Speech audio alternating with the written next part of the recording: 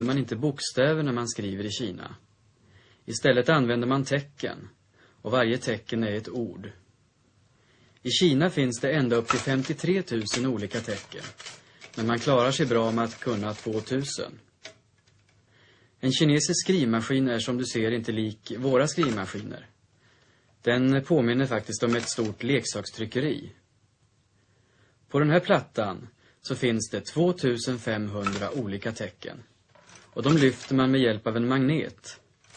Tecknet passerar snabbt förbi en liten rulle med tryckfärg och sen stämplas det mot pappret ungefär som i en vanlig skrivmaskin.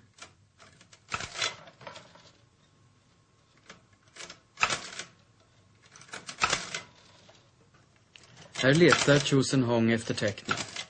Alla tecken är mycket små och för att man ska hitta dem snabbt så ligger de ordnade i ett visst system. Alla tecken som har med vatten att göra till exempel ligger ordnade i en rad och så vidare. Man får akta sig så att man inte välter omkull maskinen så att alla tecken trillar ur. Då får man hålla på i flera dagar för att sortera dem rätt igen.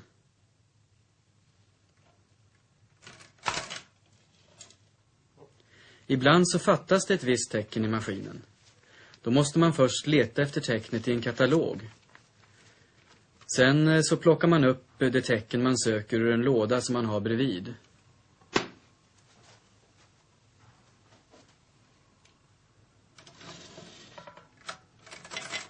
Chosen Hong säger själv att han inte är så bra på att skriva maskin.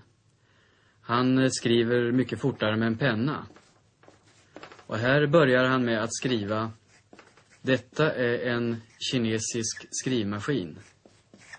I Kina skriver barnen inte med bokstäver utan med tecken.